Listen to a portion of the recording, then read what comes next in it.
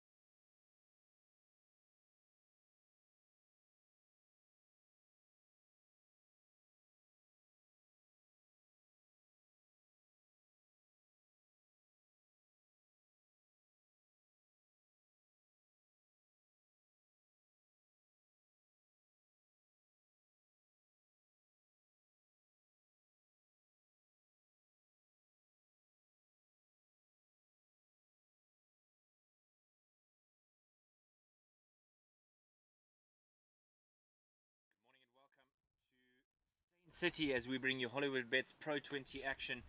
It is a 6-over shootout after no game possible yesterday in the Pro50. The Pro20 manages to squeak out some sort of fixture. Hi everybody, my name is David Midgley. Alongside me, Colin Kowak. Colin, it's fast-paced naturally with the T20 game, but the 6-over stuff even more so. Yeah, and the approach becomes immediately different, and the teams will now need to readjust, because with just 6 overs of play, you change everything, you know, from the batting side of things and the bowling side of things, because now your fast bowlers might need to be changed and bowled up front and those kind of things, your depth bowlers. So we'll see what the approach is from this Dragons team, and the two umpires in the middle there is Sean Botha and Amy Gear, who are going to look after this game. And yeah, quite a windy day as well here at Steyn City, but hopefully at least we got some cricket going. Yeah, it certainly promises to be a lot of entertainment. And the Dragons fighting off relegation here, while the DP World Lions are guaranteed to be a part of 2 finals at Kingsmead, the 13th being the Pro20 final, with that game occurring under lights. Yesterday was an absolute dramatic day for Western Province and the Dolphins. In the T20s, Western Province will take on the DP World Lions. So the Friday will be Province Lions, and then the Sunday Lions will be taking on their competitors. Tumiseka Kune.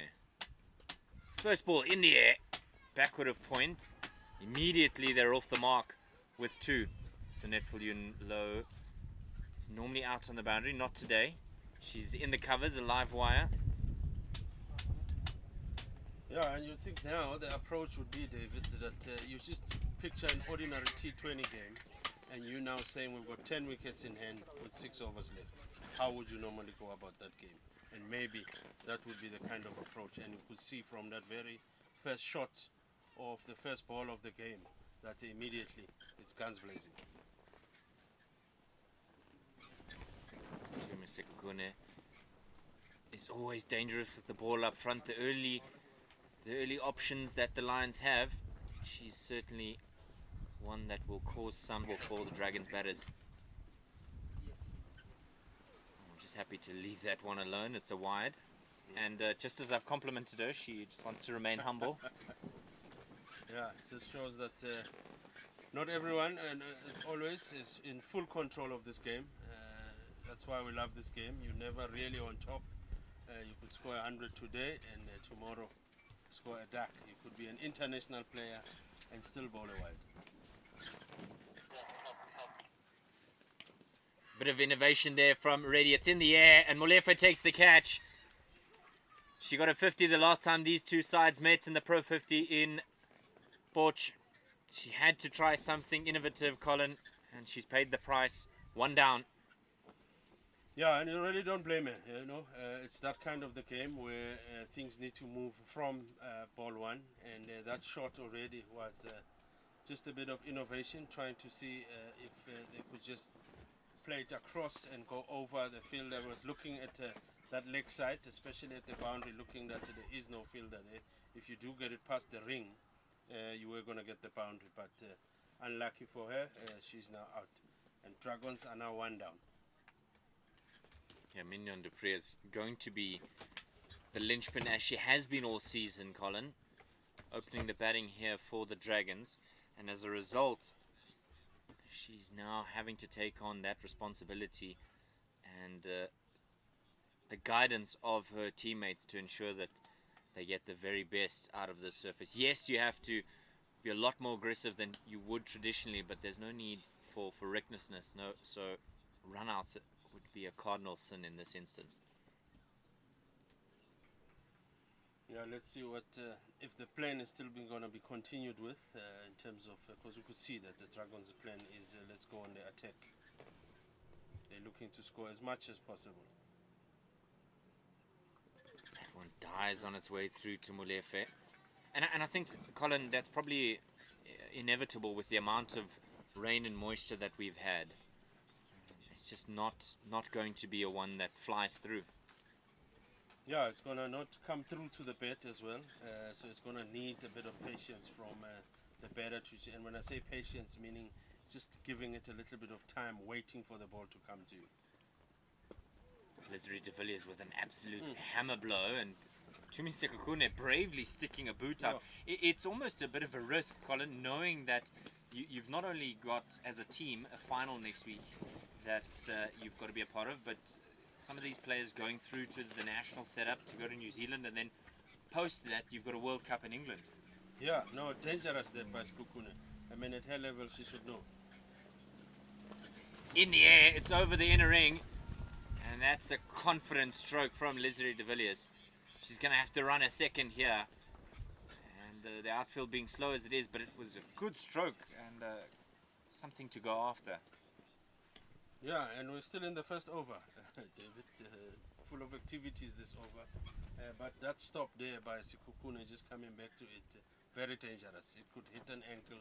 It could cost her 6 weeks of staying home and not playing cricket, as you mentioned, with the couple of the finals here coming through and a couple of international games coming through for South Africa, and Sekukune being part of those. You would think she would use her hands to stop them. Absolutely. Change in the field. Looks from our viewpoint that there's a 7-2 field. Again on the back foot, hammered away and well stopped. And I think this is where the Lions will feel that they can hunt. Nemolefe signals that she wants a helmet. At the end of the first over, it is 5 for 1. Yeah, 5 for 1, and very, very full of action that over, and it got the wicket, but there was a lot of things happening, and it also gave us an idea in terms of what is the plan by the Dragons, because you could see with the amount of stroke play, yes, they've missed a few, but the idea is to really get after this ball and score as many as possible in these 6 overs. Right, and the other thing to be mindful of, Colin, is with the 6-over game, the power play is literally just the 2 overs. And so who you bowl in those 2 overs is everything. And from the commentary box end, you've got Sarah Nettleton, who's going to be turning her arm over. And I think the lack of pace is what the Lions would want. The Dragons, particularly through Mignon du Preez, have to be smart about how they go about this. There's a lot of space out there for her to try and go after Nettleton. First ball and she's nearly stumped. Shoo-wee, that was something that showed the inexperience of a much younger player. Yeah, and I wouldn't think I'll say this, David, but 45, 50 runs would be enough pretty much to maybe as a target here. It's a controlled stroke. There's not much to allow yourself to assess conditions, Colin. You really just have to see 1 or 2 and then go. Flicked away onto the onside. Brits is going to be the one who does the fielding in this instance. Good to see her back in this Lions setup. It's always a tough one, Colin, when you have to balance bringing back your national team players, especially when you know they're not going to be with you at the next game and an all-important final game. But their experience is just so invaluable. Yeah, and it's a good experience that the younger players in the team then get to play 1 or 2 games with these big names in the team, you know, and that's why some of the players do actually move to certain unions because of this exposure. Stand and deliver type stroke, but it's just wobbling through to Raisibe Ntozake at that mid-off position. You almost suspect here, Colin, with the wind blowing left to right on your screen, that you might look to hit with the wind. In the air, and it's just gone over the top of Sunette Viljoen-Louw. They're going to run for the second here. Probably the only other person who may have given you a chance there with taking the catch would have been Faye Cowling, who's right next to her. But an enterprising start here. 9 from the first 2 overs and 1 ball remaining. They need to look to run hard for those 2s. Tries to play this across the line. So Kune does the collection work. 2 overs have been done, and time for a change in commentary. I'm going to make way for Homba Mazaleni.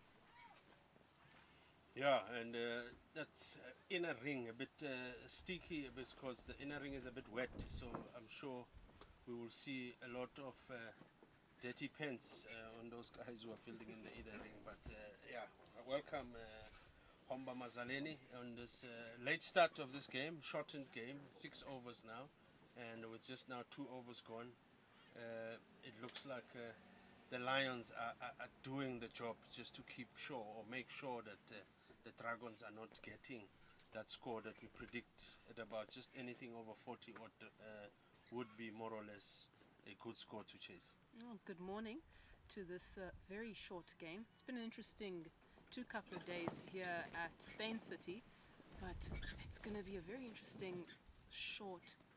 Yeah, change of bowling from the school end, and now they've just swept it and they're coming back for 2, and they're going to comfortably make it, and good throw there by the fielder later on. But bowling change from that side where Kukune opened the bowling earlier on.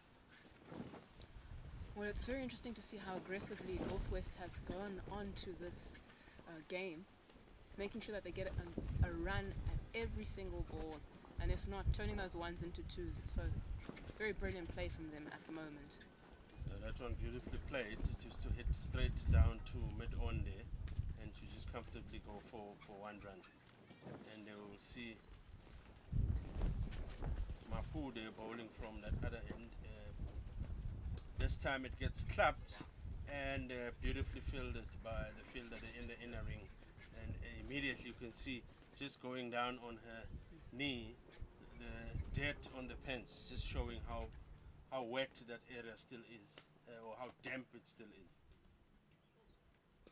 This time we see another swing, but not where she intended to, but she'll pick up the 1 run, which will be nicely welcomed at this stage. Oh, without a doubt, and at this point they are still looking for some boundaries.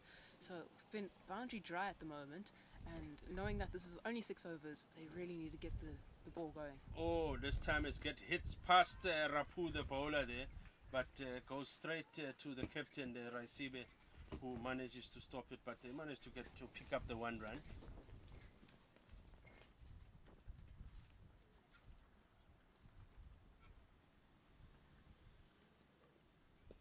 Rapu gets picked up over the circle there. There's a chase by the fielder there who's going to make it, but they just managed to come back for the 2 runs. And I'm sure that will end the over.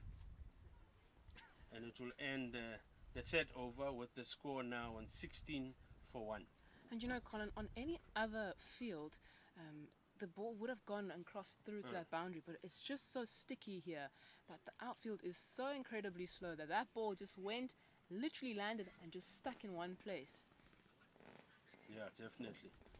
And it looks like from the commentary end we're going to have a bowling change, and it's going to be Mkhize, who bowled very well last week, picking up the player of the match. She picked up wickets there. She was the reason why they won against Titans, defending a very, very low score, and she came in and bowled beautifully there.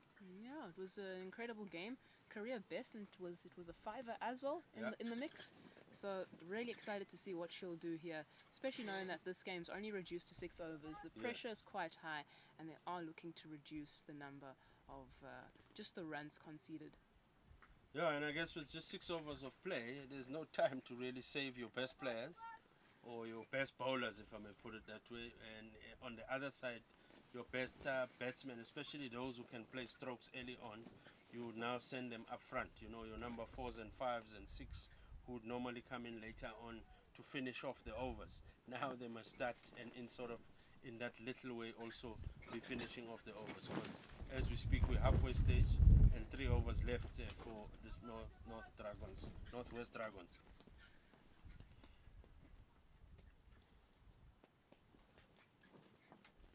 Kiza opens up with just a lollipop that doesn't full toss, but it gets picked up. Are they going to look for the second one? The call is no. They're going to just go for that one. You would think with that full toss, I'm sure she would be not happy with herself that she could have picked it up over. And as you mentioned earlier on, Omba, that the outfield is very, very damp. So it just gets stuck when it lands on the pitch. Gets picked up again to that same area, and immediately as it lands on the outfield, you can see it slowing down. It picked up by Sikukune, throwing it back to the bowler, and they managed to just get one run there again. And these ones, Homba, you would feel they're not enough. They would want to be picking up a boundary, which is difficult. If you are hitting it on the ground, you would pick up that and it's a long boundary.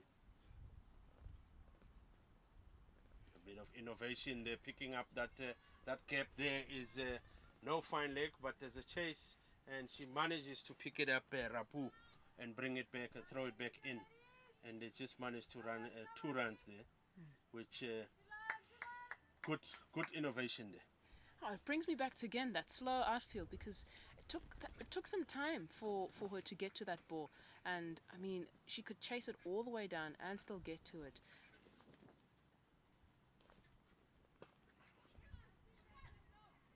Yeah, this time just dot ball, which is very, very key in this short-end game. And as we mentioned earlier, they'll be looking to, if not boundaries, they'll be looking to run 2s and 3s, you know, because if you hit it on the ground, it's going to be very difficult to pick up a boundary.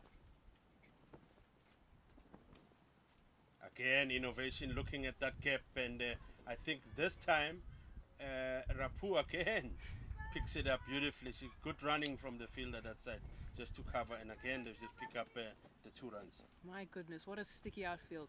You know, when a game is shortened like this, I've always asked myself the question, what happens to the mindset? Because now the runs are ticking, the players have found their strides quite easily, especially the batsmen. They know what they're doing and they feel quite comfortable. But in the longer format, the normal 20 overs, it seems as though they do struggle a bit. Yeah, this time there's a bit of a run. No, it's a runner. She makes it comfortably, and they just managed to pick up that 1 run, and it ends the 4th over with the score on 21 for 1. And I will make space here for Mr. David Mishley. And because we've got 6 overs, it feels like we're playing a musical chairs here. Welcome back, David. Yeah, thanks. I feel like I didn't quite didn't get a rest there. Just very much a musical chairs, and the music has stopped for me. So the question is, how do the Dragons approach the remaining 2 overs? Do you go hammer and tongs? You got 9 wickets in hand. Why not? Oh, of course, why not? What else do you have to lose at this point in time? It's just about sending the right batter in, because you don't want someone out there who's going to feel like cement in a game where it needs to flow. Really needs. We're looking for those boundaries. You're looking for those 1s. You're looking for those 2s.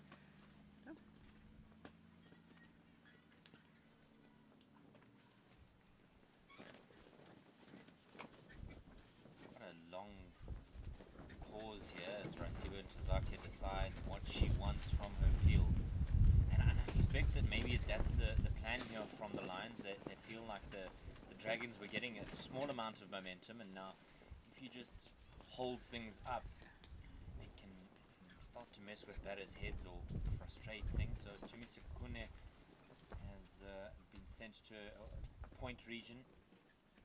Tasman Brits comes off the boundary. Their Proteas in the ring.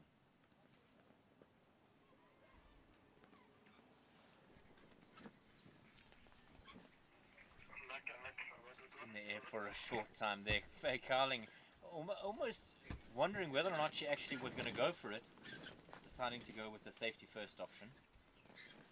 Definitely, and the one thing you want to do at the boundary is to protect it, especially when the game is this short. These videos can be so destructive with Mignon de Priere. Tempted to throw it up here. And again, unfortunately, she does not find any bat on ball there. It will be quite frustrating knowing that every single ball here counts.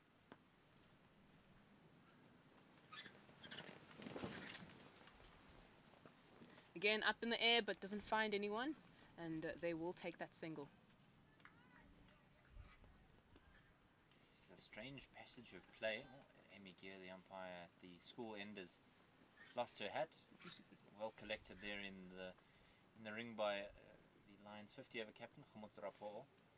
The wind here in Johannesburg has been mean in the past day.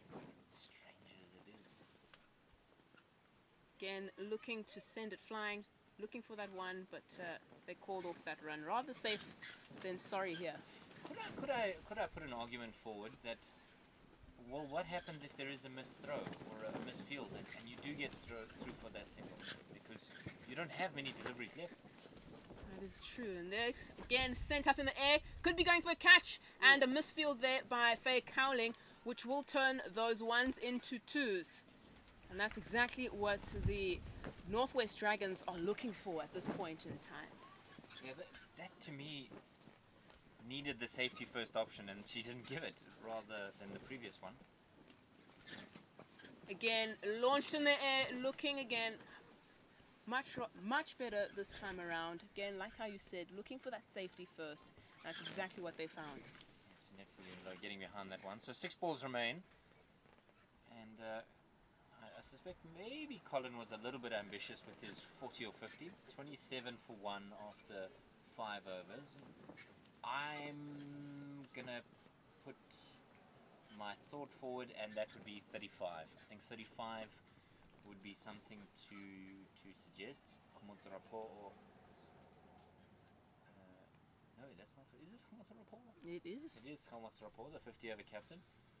Going to be bowling from the commentary box in. Now the question for Rasiba Ntozake and her management team is, well, who do you then send out to bat? And unfortunate misfield there by Tumi as the as the Northwest Dragons find the single. Like how you were asking, who do you send out to bat? Well, you're going to need aggression up front. So I'd first send in Tasman Brits. Oh, yes, the question is who partners her, because Neo Molefe has picked up a half century against the Titans at Sinovich Park. But Faye Cowling can hit the long ball. Again, looks to launch that ball, but unfortunately, again, doesn't find any bat on ball there. And that's exactly what our captain there is looking for. Yeah, the Lions spinners have been frustrating batters across the country all season, and this is just evident of that. Again, finds an inside edge, and the wicket is taken. They've got that one going, and it was bowled. My mistake there. Was bowled. And look, again, it slows down the momentum of the game. They don't necessarily have those runs ticking over. And I think that 35 that you had predicted is starting to look more and more feasible. Well, the old heave-ho was necessary. It was full and straight. She just needed to stand and hit. The problem is she just opened her shoulder a little bit too much. And that was her undoing. So the Lions pick up another wicket, 28 for 2. And Lizery de Villiers gone for 12. The question is, who's going to launch these balls, because they need those boundaries at this point in time if they even are going to be searching for that 35. I would be a little bit more adventurous, I suspect. You know, the conversation between batters would then kind of dictate to you what the plan is for the last few balls. There's such a temptation to ensure that Dupree is on strike that you just bunt it into the offside or the onside and just set off tip and run cricket almost. Without a doubt, because at this point, I mean, it's 3 balls left. You do need a power hitter, and Dupree is exactly that. She's got so much experience, and when she does get back on board, does go quite far. Hammered away. The one though, but the key is that she's gotten Dupree on strike. Definitely, and like how you had said before, it's exactly what they wanted to have, is to make sure that we get Dupree on strike as often as possible. Again, walks down the pitch, but unfortunately finds that inside edge. Smart play there, very quick to get back into the crease. I have a feeling if it was Manak behind the stumps, that wicket would have toppled. Possible. Just kind of have to see how Dupree approaches the final 2 deliveries. These bowlers have been very, very tricky. You could see with the footwork that Dupree had to do there. And just like that, those 6 overs have gone by so quickly. Well, that is the end of this innings. To our surprise, because it's only 6 overs, and the score at the moment is sitting at 30 for 2. It's going to be very interesting to see, well, how the Northwest Dragons are going to defend the score in 6 overs, knowing how aggressive the Lions are. And it's just going to be one of those things where, I don't know, they're gonna have to be very innovative. Absolutely. So we'll be back with you after a short-ish break. I think the conversation from the umpires is just to signal to the players what kind of break we're going to have. Looks like I'm trying to just read some hand signals here. I would suspect maybe less than 10 minutes.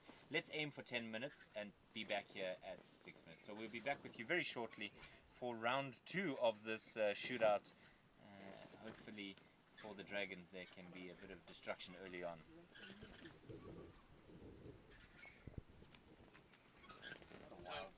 Wow. We've only had wild games the past couple of goes.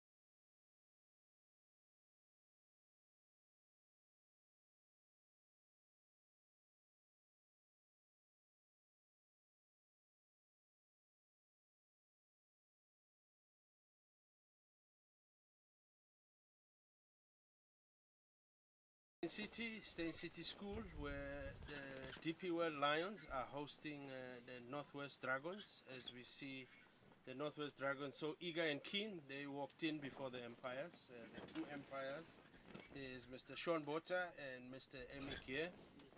And we see only now that the two Lions ladies who are coming to open the bet to come in. Just to fill you up, remember the game has been cut off or shortened to 6 overs per team, or 6 overs per innings, and at this stage Northwest Dragons, who had lost the toss, were sent in by Lions to bet first.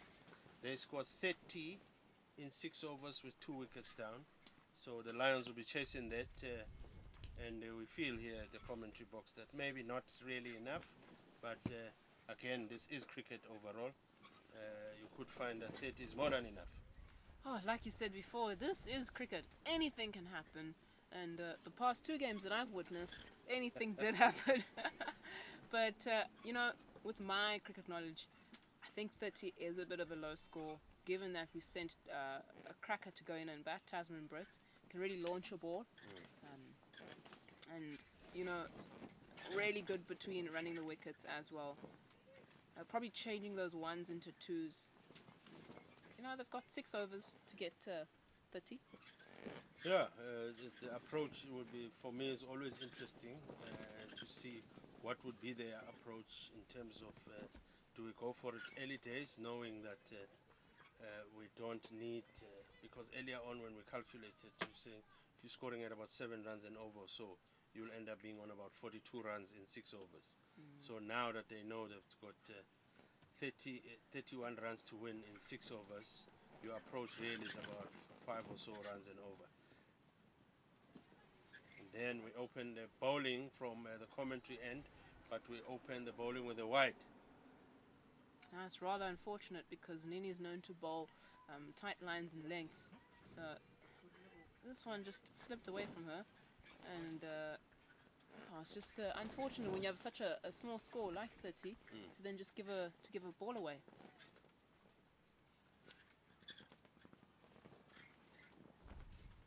And this time the bowler bowls it nice and straight. It plays beautifully. That ball from Thabiseng Nene is played by Karabo Meso just straight through to the fielders. The Karabo Meso will know this field very well because it's her school. She's a student here. She's not a professional cricketer like today. Her day job is being a normal student here, but she will know this field very well, having played a few games here. This time is placed beautifully in the gap. They are going to look for 2 runs, and yes, the call is from Karabo Meso, and she comfortably makes it home for 2, and that is the first runs from the bat in this over, and it's 2 runs for Karabo Meso, but the total score with that wide is 3 currently. Yeah, like I said before, sending in Mesa and Brits to bat, if they're not going to launch it over the boundary, what they will do is to run hard between the wickets, changing those 1s into 2s, and that's exactly what they did there. Beautiful shot that by Meso, hit it into the gap, and the call already, even from the dugout to the teammates, is 2 runs. Tasman Brits had turned looking for the 3rd one, but wisely called by Karabo Meso to say no, but they're comfortable with it too. So far they are on target. They've got their 5 runs from this over. There's still a few balls to go. My goodness, sticky field it is. On any other field, this would have gone straight to the boundary, but this time around, it was just stopped in its tracks. This time balls are slightly wide, but Karabo Meso just managed to get a bat to it, but it was beautifully stopped by the slip fielder there. Thabiseng Nene, who's played also for South Africa under 19, now is bowling to 2 ladies who play for the senior team in Karabo Meso and Tasman Brits. That would also be slightly intimidating, don't you think, Bomba? Knowing that you don't have enough runs to play around with. I don't know if I'd be intimidated. Finish my thought now. Beautiful shot today, played by Karabo Meso again through the covers in the gap there.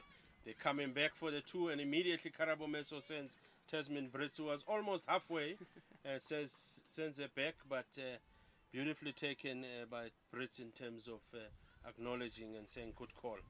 and beautiful fielding as well that by the Northwest Dragons ladies. Like you said before, would I be intimidated? I don't necessarily think so. One thing I would do is, I don't know, I'd be pumped up about this. I would want to show that, look, I also can intimidate seniors. I can also bowl to my peers. Yeah. So, This one, it's hit straight back to her by Tasman Brits, who was facing her first ball after 5 balls were bowled, and all of them were faced by Karabo Meso. The power of Tasman Brits. It was powerfully hit back to Ntabiseng and Nene, but it went through their hands, but they just managed to pick up 1 run, and it ends the first over of this innings of Lions, and the score is now 7. my goodness, the power in Tamsin Brits. You know, you could tell that she hasn't been on strike just yet, because immediately when she got on strike, it sounded like a bullet. The power, absolutely amazing, but also props to Ntabiseng and Nene there by trying to stop that ball. But I think that was one of the closer balls that we almost seen go all the way to the boundary. Yeah, definitely. And now it looks like from the school end, is that the captain? Yes, it is. Jane Vinster bowling from, they're going to open with the spin from that side. And Tasman Brits hits it, but looking for that gap, but hits it straight to the fielder. You know, the Dragons are putting up quite a contest. I like what they're doing. They've tried to bowl good lines, good lengths. This time she hits it beautifully in that gap, realizing that they've packed the offside. And again, Karabo Meso sends Tasman Brits back, who was looking for the second run. Quite aware of this field. It shows you the experience of Karabo Meso in terms of the knowledge of this field, and she's already picked up that it's very, very slow on the outfield. So it's beautifully or powerfully hit by Brits. It's not going to run all the way. So good calling there between the two. No, you're right. This outfield is I think it's thick on a normal day. It's even worse now that it's been waterlogged. Jane Vested bows it, but it's hit back to her by Karabo Meso, who's still very cautious in terms of facing the captain of Northwest Dragons, who's packed the offside with fielders there. There is going to be a scramble there for 1. There's a direct hit, but it was an early call from Brits, so she comfortably makes it home. Brits has been on the money in terms of making sure that she's aware and she's ready to take those singles. I think that's the type of running that you need in a game like this. You only have 6 overs, so you better make sure that you get an early start to a run. Just Tamkar picks it up, Tasman Brits, and the fielder's gonna have a go, and it is a boundary for Tasman Brits. Powerfully hit, and that's exactly what they'll be looking at. And as Amy Gear signals there, it's a 4. As we look at the replay, she picks it up beautifully. Is Tasman Brits, and the fielder there had a go, but unfortunately, because of the power of the hit, it made it through the boundary.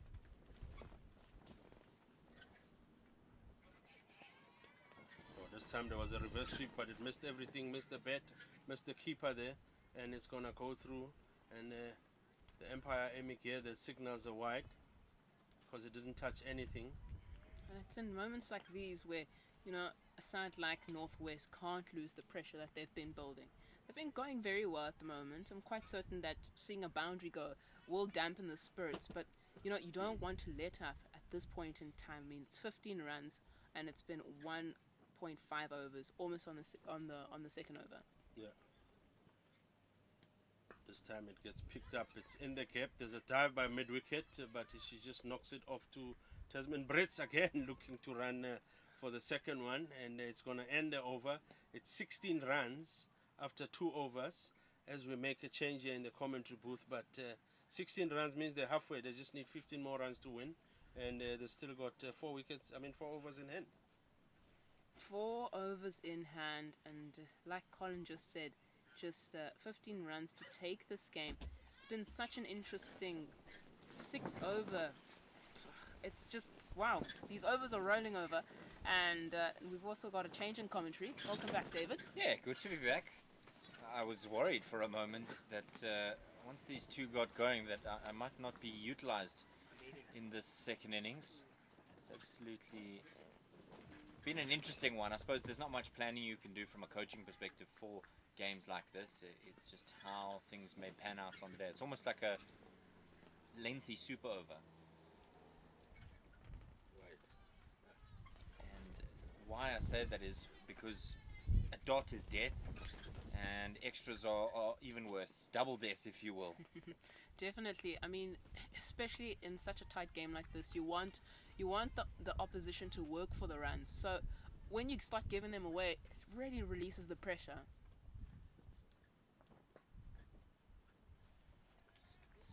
Just another dot, just another dot.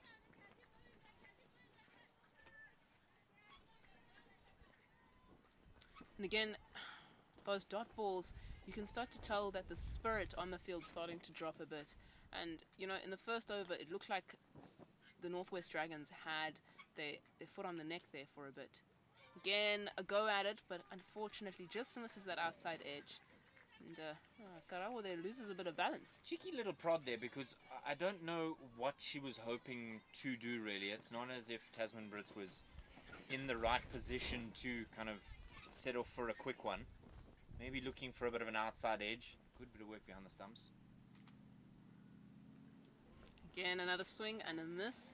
And there was a bit of a stumble there, looking to take that very, like how you said before, cheeky single, but it's just too risky. Now Tasman Brits just heading on over to her partner, just to say to her, okay, we actually need to score a run here, please.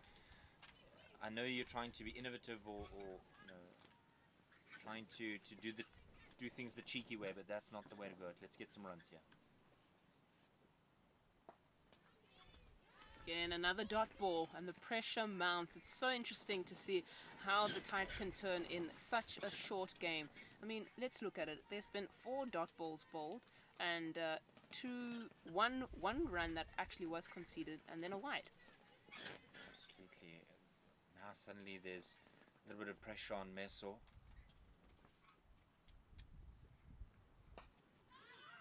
And the Dragons have done well here to starve Tasman Brits of strike.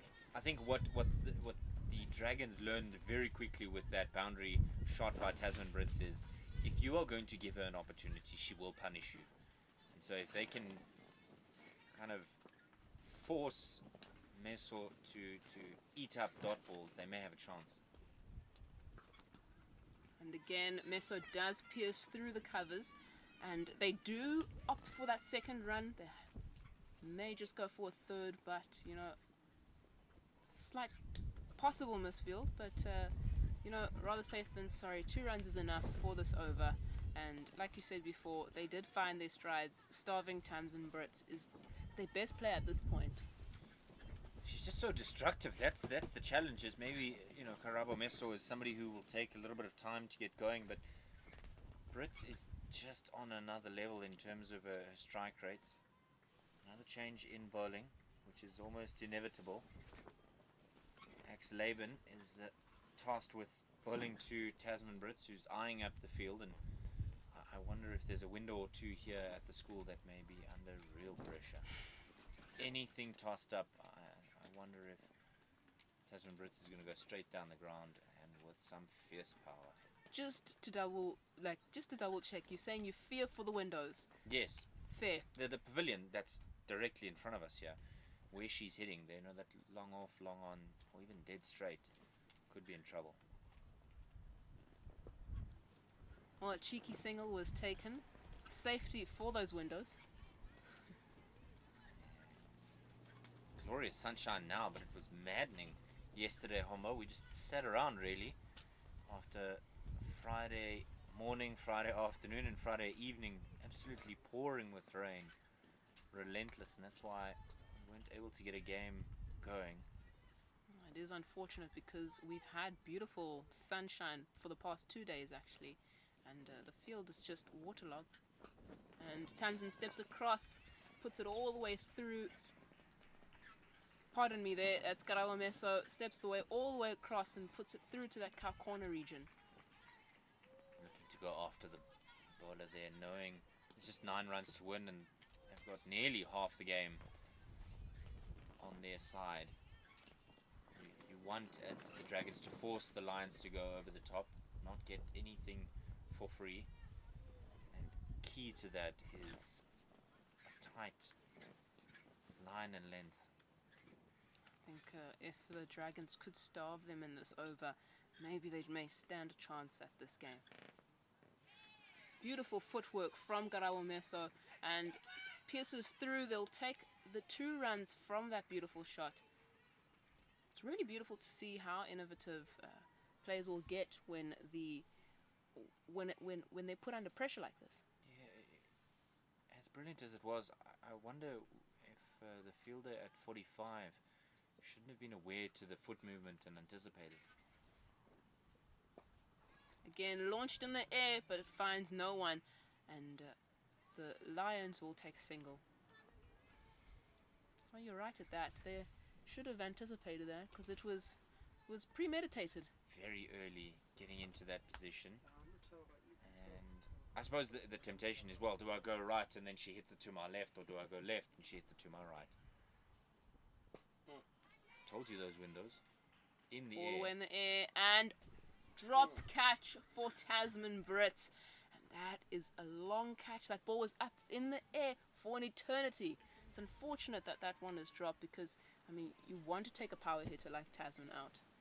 Yeah, it's an opportunity gone begging for the Dragons. It came down the ground and I thought, here we go. Here comes that window breaker. But it was in the air for an eternity and straight through the hands. Last ball of the 4th. Again, launched up. Will it find someone? No, it won't, but it will find a boundary. It is a 4. With that said, I'm going to love and leave you, and I'll see you guys at the post-match interviews. Oh, you're not really leaving Colin with all that much. What a stroke here from Karawa Meso. Down the ground, confident stroke. A lot of bottom hand to get the height and the distance. And it's a matter of a formality now, Colin Forward. The scores are tied and just a single required. It's always horrendous as a bowler to have to bowl this over, because as Tabitha Lachransi has that unenviable task, even a very good ball could just see the game be wrapped up quickly. Yeah, easy job for me. The commentary is just coming up. They just need one more run to win. And looking at how Tasman has been playing, you feel that it's inevitable that it will end in this over. Well, there's 2 questions I have in mind. 1, are we at risk here, Colin? And 2, will we see the ballerina celebration? Down the ground, she's absolutely hammered it. And that'll go for 4. Victory for the DP World Lions. Comprehensive win by 10 wickets. And they get it done in 4.1 overs. Tough one, Colin, for both sides, because they waited an eternity to have the game, and it's all done in a very short space of time. Yeah, looking at that replay, you asked the question before, and you can see our tent. It's just at the end of that shot, the end of that screen. She headed towards us, but luckily to the right side of our tent, and we were safe there. But yeah, easy game, you might say that, for the Lions at the end. But very difficult also to plan for as a coach, I think, because you've only got 6 overs, and as we mentioned earlier on, that there's no real time to settle and be looking around. You need to be hitting boundaries, and the difference between the Dragons batting and the Lions batting is they've hit boundaries, is the Lions, and that's why it only took them 4 overs or 4.1 to get to the score. And we mentioned earlier that you need about 45 or 50 runs to make it a game. I mean, they're already halfway stage in two overs and chasing the 31.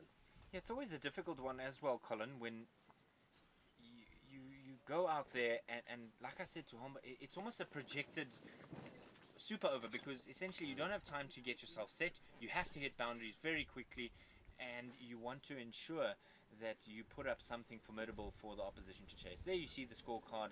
Meso and Brits are the only 2 that were required. 18 from 18 from Meso, Brits 12 from 7. And the Lions go into that Hollywoodbets Pro20 final on the 13th of March at 6 p.m. at Kingsmead, having picked up a victory. 1 wicket apiece for Sekhukhune and Rapo'o. There's not much to say, really. Rapo'o being the most expensive there, Colin. Yeah, difficult game as well, again, to sort of choose your player of the game. And we're looking at Nini opened the bowling here.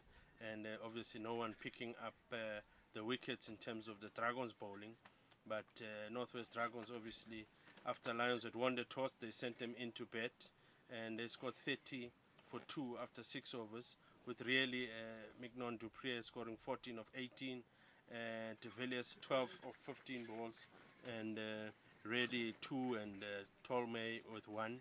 And it really didn't give them much in terms of 30. Didn't give them much to defend with Karabo Meso, Tasman Drip doing a clean job. Meso getting 18 from 18, and Tasman Brins getting 12 from 7. And they finish it in 4.1 overs, and it's a clean job. DP World Lions women win by 10 wickets, and as you mentioned earlier, 10 wickets, good win, and they'll be heading down to the Dolphins to now go tackle their next game next weekend. Yeah, it's the Western Province side that they'll be taking on in a somewhat of a neutral venue. And Colin, maybe just to touch base, the Lions have indicated to me that they will be training under lights this week. What does that change for some of the players? Most of the games, if not all of the games, are played in the sunshine. It's very different at the coast in Durban with the lights. What kind of shifts would be required for this Lions side? Yeah, look, playing under lights is also not easy, especially if you've not played under lights, because remember, there's also that in the evening there's always that humidity as well, and picking up a ball from a fielding side, a white ball is easier to pick it up from the background of the black skies, so it's much easier, but picking it up, but catching it is slightly different because the balls also move. So it's good that they're saying they'll be practicing under lights, because at least it will give some of the ladies, which very few ladies have got that experience of playing under lights, since most of their games are played during the day, and more predominantly, like this game today, is played in the morning, and it's finished really just 45 minutes after 12 o'clock. So to be good for them, good experience. And remember, in that humidity as well at night, also difficult in terms of change of breathing, being in the coastal area. So it's good that they are practicing that earlier on. And Colin, the other thing to be mindful of for the Lions fans is that they are in both finals, and so the opportunity for success is there or not, that you could come home with one trophy or both or nothing at all. So they have that stern task ahead of them, wanting to perhaps follow the journey that the men have taken, having already picked up that 4-day final. For the Dragons, another loss, and it's been a difficult one. It's been a difficult season for them, Colin. They managed to turn their fortunes around a little bit in the last few games in the 50-over competition, but it almost had a sense of inevitability today, that they were resigned somewhat to the result and the fortunes being what they have. Just talk about how important Mignon Dupree has been for the Dragons this season. Yeah, experience, we don't doubt it.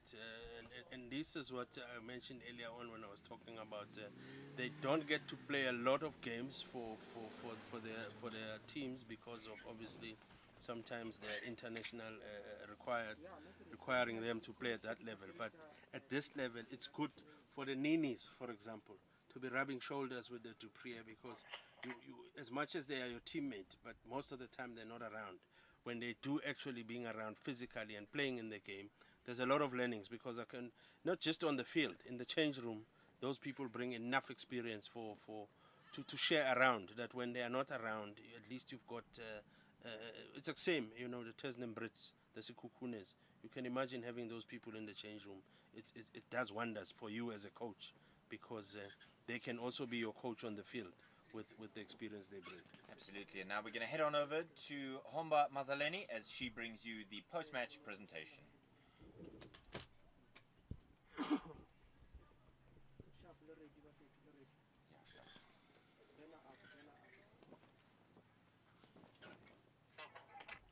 I can't hear from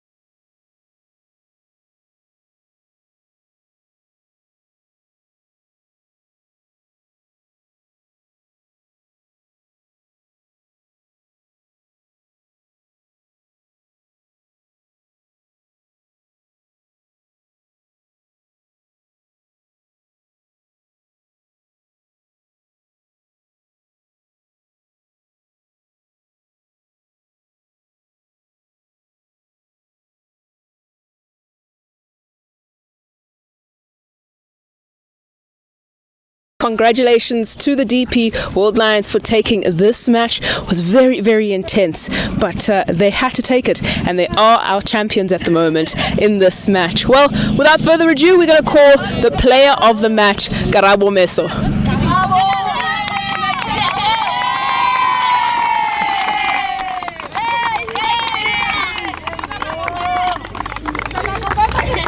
Karabo, congratulations for being player of the match. 6 overs, very intense play. Talk me through your mindset. Obviously, it was a bit hard. We just said to Taz when I finished it, to not for the last bit, just batting through the overs and getting a boundary in every over. Well, brilliant, and the boundary in every over is what you guys really did. And one thing I want to ask you guys, in terms of just the team's mindset, you guys have been really aggressive in very tight situations. Talk to me about that. Obviously, we've done that before, it's just believing in each other and just putting in the hard work, just believe to the other person, and the other person will believe you back. Thank you. Well, thank you very much, Karabo, and we're going to give you our player of the match award. Thank you. Thanks. Hold here. Right. Thanks, Karabo. Thank you. Am I taking this book? Yes. Yeah. All right. And now we're going to call the losing captain, Yane Winster. Yane, unfortunate end. Really brilliant fight. I must commend you. Talk me through how you're feeling at the moment. Okay, obviously a little bit disappointed, like we didn't have enough on the board, obviously. The thing Lions did well was hitting a few boundaries and something we didn't do, so obviously we're going to have to fall short there, but a bit disappointed, but at the end of the day, it is what it is. And look, you guys really played with heart. Is there any message you want to leave for your team? No, definitely, we must continue fighting, and we must bring our A game every single time. We mustn't allow it for to come to this point where it's a crunch game and then we want to get awake, but otherwise we're going to keep the spirit, keep the fighting, and stay positive. Well, congratulations for this beautiful campaign that you guys have had, and good luck for your next season. Thank you so much. And now I'm going to be calling the winning captain, Raisibe Ndozak.